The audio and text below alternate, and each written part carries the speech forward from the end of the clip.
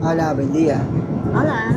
Today we're going to Trubia, and while we're exploring Trubia, we're going to discuss about everything that we've learned, loved, and didn't expect during our 1 year stay here in Oviedo.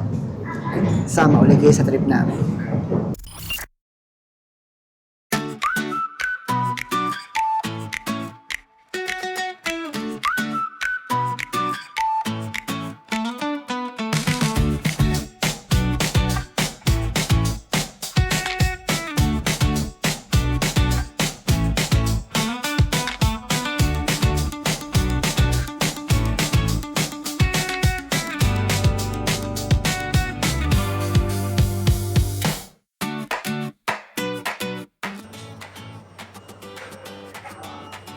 Oh, open mo.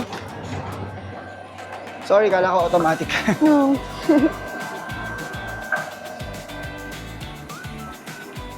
Okay.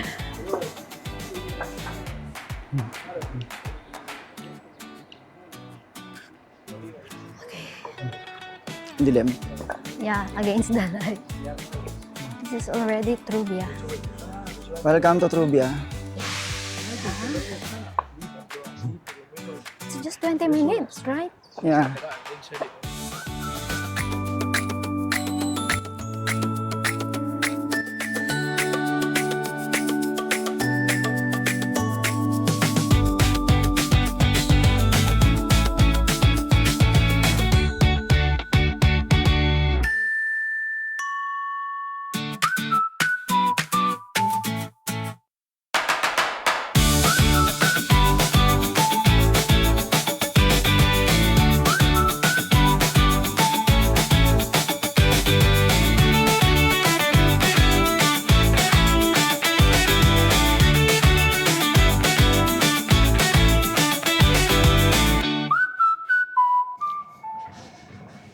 So mainit ngayon, maaraw.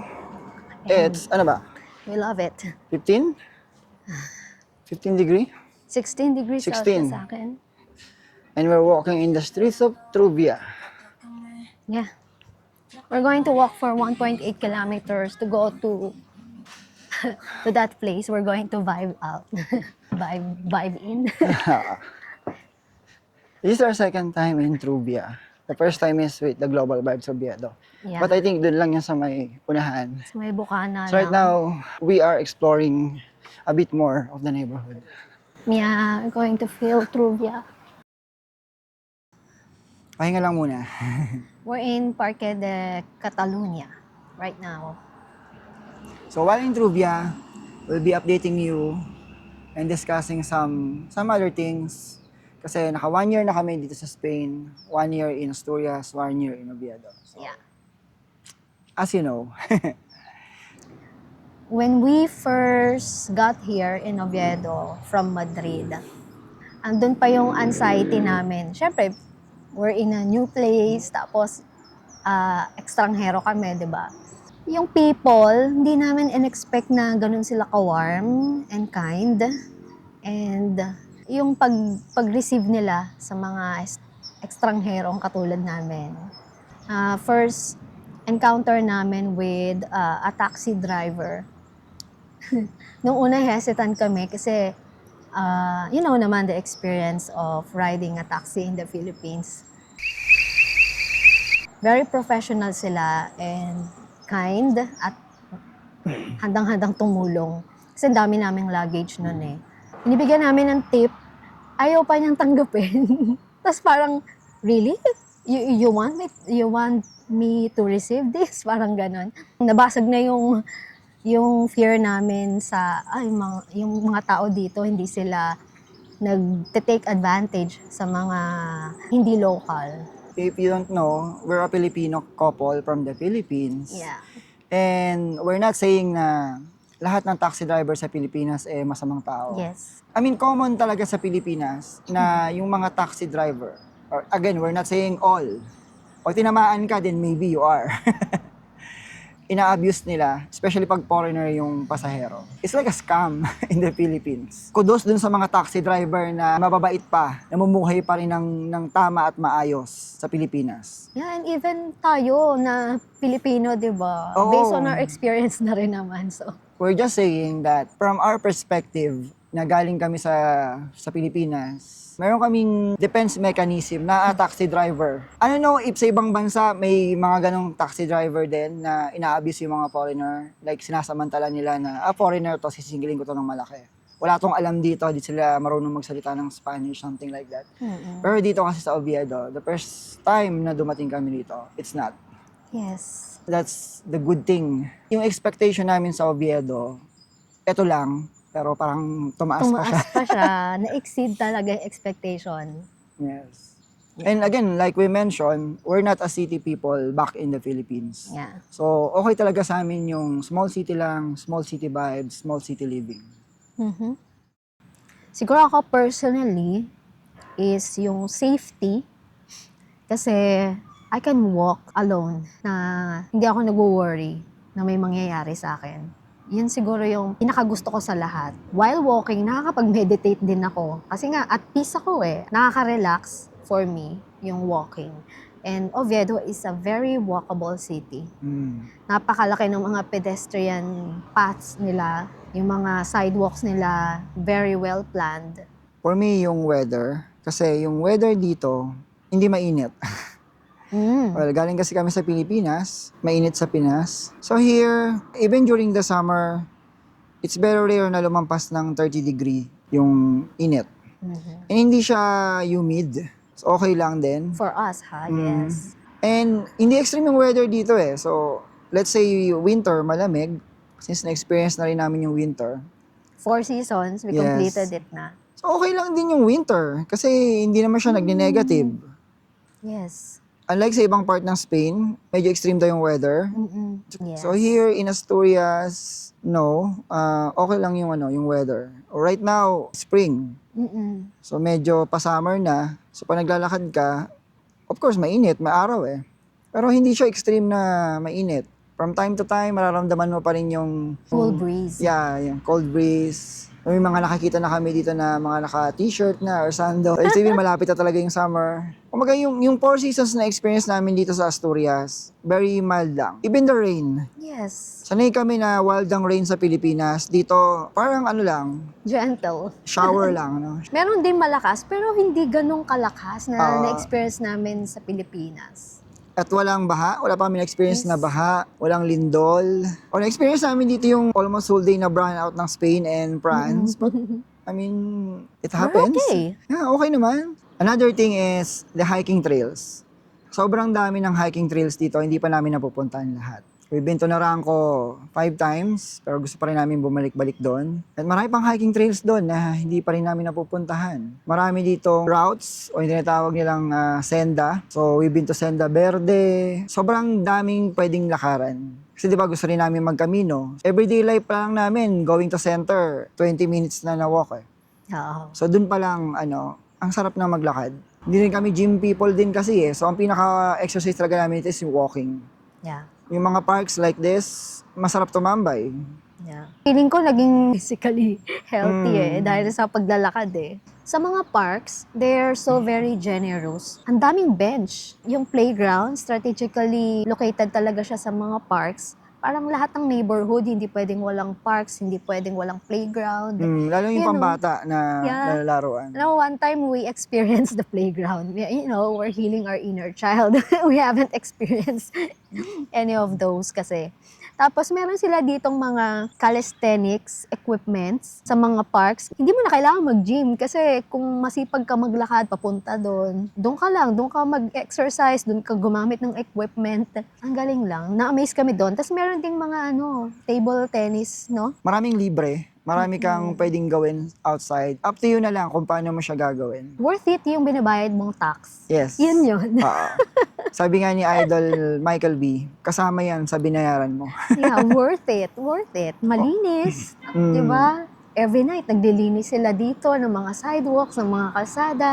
Yung parks, well-maintained. Non-Filipinos, maintindihan nyo sana kami kasi maybe sa inyo, hindi pa to enough, pero sa amin, it's more than enough. More than enough. Kasi lumaki kami sa Pilipinas, na nagbabayad kami ng tax, na hindi namin na-experience yung ganito.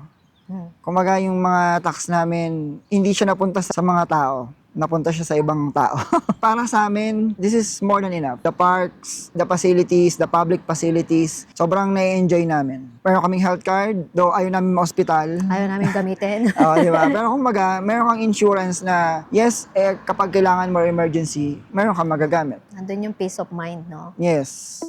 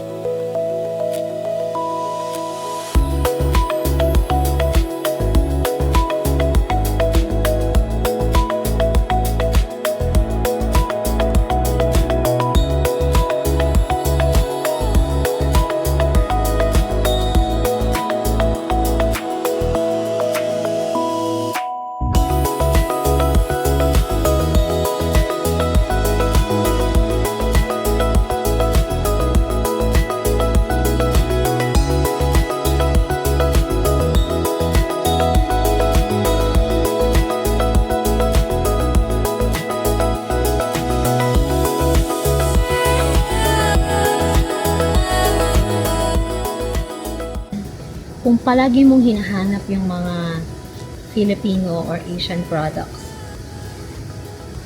baka ma-disappoint ka pag dito ka tumira. Kasi wala gaano. Unlike sa mga naririnig namin, meron sa Madrid, meron sa Barcelona, may mabibili ka doon, mga laki ni Pancit Canton, yung mga typical na Filipino foods na kinakain natin.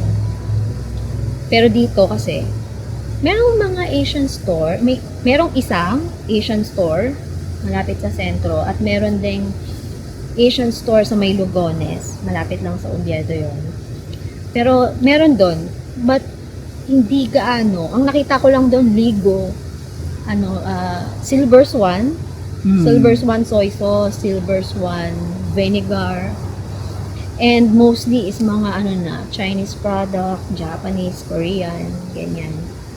Not so much of a Filipino product. Oh, by the way, they also have ampalaya, kangkong, okra, yung mga ganon. Pero, yeah, kung hindi mo kayang bitawan yung Filipino taste mo, baka ma-disappoint ka.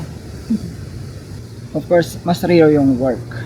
Besides na kailangan mo mag-aral or maging fluent sa Spanish, mostly na alam naming work dito is, ang tawag din yung nagbabantay ng bata, or nag-aalaga ng bata, or Dog walker. or cook or something, or waiter ba, kamarero, yung mga ganon. Siguro sa ibang part ng may mga mas mataas na posisyon, pero of course, syempre mas prioritize nila yung fluent sa Spanish, and of course mas prioritize nila yung citizen nila. Locals, yeah. Yeah. So hindi tulad ng malaking city like Madrid na international talaga yung vibe, na maraming tech companies. So not here in Oviedo. We tried, Actually, ako kasi since I'm allowed to work here as his dependent, nag-apply ako, ang dami kong in-applyan, ang dami kong pinasahan ng application sa email. So, wala. Hindi, walang word for me. Rare. Of course, kapag hindi ka sanay ng medyo boring life, Yes. kasi slow life, nature, well, Oviedo or Asturias is not for you. Kasi marami ito, bundok, ilog, ibon, tahimik. So, if you're really into city life, yung gusto mo ng maraming activities, maraming ganap, Maraming tao. you know, Ingay. usually mga naiiwang bukas paggabi, yung mga bar, pero yung mga normal na shops, maaga silang sasara eh. I think mga 5 or 6. So makita mo close na yun. Maiiwan lang dyan yung mga bar, coffee shop. But usually magkasara din sila ng mga 11, 12. No. May mga may mga mangilan-ngilan na magi-stay ng like until kinabukasan. Yun yata yung mga parang mga party disco something. Pero that's very rare. Especially sa neighborhood namin, tahimik talaga. Kapag hindi mo feel talaga yung ganong life, it's not for you. Yeah. Kanya-kanyang preference talaga. Mm-mm. And it depends talaga sa lifestyle mo. Kung saan ka mas masaya. Yung activities mo ba, 'di ba? Yeah, pero may mga mall I mean, kung mall access lang din naman ang habol mo, may mall sa Oviedo, like yung Los Prados, and merong malapit na Parque Principado. Just one bus away lang yan. Pwede mo nga lakarin eh. May mga sinihan din naman dito. Oo. Yun. It's just, iba lang talaga yung vibe compared sa bigger cities like Madrid and Barcelona. Yes. Mahirap explain. Parang Siguro, hirap siya a little, ma-explain. a little bit of mindset na nagbago. Kasi syempre, ang hirap mawala yung mindset mo pag matagal kang lumaki sa Pilipinas. Of course, iba yung mindset natin, iba yung paniniwala natin, iba rin yung kung paano yung culture. Siguro para sa akin, mas naging matured tayo. Living abroad, living here in Oviedo, changed us in ways na something that falls under, wala kaming kakilala dito, wala kaming kamag-anak dito, we cannot rely sa ibang tao, just us. Although we have friends, of course, malayo kami sa mga families namin. So, I think yung decision pagdating sa paggastos, mas nagiging intentional na kami sa mga binibili namin. Kailangan yung talagang kailangan namin. Bawal may masayang pagkain. I think as a person, as a wife, yun yung parang pinaka-concern ko. Mas lumawak yung parang na-stretch yung thinking ko na kahit wala tong ingredients na to, gawan mo ng paraan. Nagiging resourceful, nagiging madiskarte. Siguro here, we learn to live a slow life. Relax lang, chill lang. Yeah, may mga bagay na ma-appreciate ka. Kasi meron dito na wala dati sa Pilipinas. Ang hirap explain. Something na marirealize mo lang pag tumira ka na sa isang lugar outside of the Philippines. Here in Oviedo, Asturias, hindi kayo masyado nag-worry na tulad nito, hawak ko yung camera dito. Actually, kahit ilapag ko to doon, Yes. hindi ako mag-worry na biglang may mangi-snatch niyan. Dito pwede kang maglakad kahit gabi na nagsa-cellphone ka. Hindi ka mag-worry na biglang may kukuha ng cellphone. Maiwan mo yung gamit mo or bag mo. Parang malaki pa rin yung chance na mababalikan mo siya. Oo. That kind of mindset, I think. I mean, you can say na somehow naging mas stressful kami. Oo. I agree. Parang maingat pa rin naman. Iniisip mo na mas safe na yung environment mo. Pwede kang maglakad, pwede kang maging ikaw nang walang mapupuna sa'yo. Walang magja-judge. Walang magja-judge sa'yo. Walang may masamang Oo. tingin sa'yo. Yeah. Tsaka hindi sila dito racist, no? Hindi ka nila titingnan ng weird. Oo. You can be who you are. Yes, you can be free to be who you are. May mga bagay dito na kung iisipin mo, pwede pala yon. Yung dati na gusto mo ipaglaban na deserve mo, dito nakukuha mo siya ng free. Dito normal lang yon. Normal. Yung mga bagay sa Pilipinas na parang dati pinapangarap mo lang, dito free lang yon. Something like that. Hirap explain, no? For now, Oviedo pa rin yung pipiliin namin. Of course, dito pa rin kami. Ako, I And, love it. Yes, yeah. 100%. Well, sa aming preference, no? Wala pa kaming nakikita na mas mejor, mas better. Sa Oviedo, no, based sa preference namin. Oviedo is not for everyone, of course. Yes. It depends on the person. Well- But for us, parang perfect siya for us. I mean, marami naman talagang magandang city pa sa Spain. But for now, feel namin na at home kami dito sa Asturias. At home. Oo nga. Kasi actually, alam ko may nagtanong sa akin yan eh. Are you still going to stay in Oviedo or do you have plans of moving to other... Yeah. So for now, dito muna kami. At ang maganda rito sa Oviedo, pag kumakain ka ng ice cream, kahit hindi mo pa siya kinakain, hindi matutunaw. Di ba? Ayan. This is yogurt, helado. Ayan, grande na yung in-order namin kasi inuubusan ko daw siya.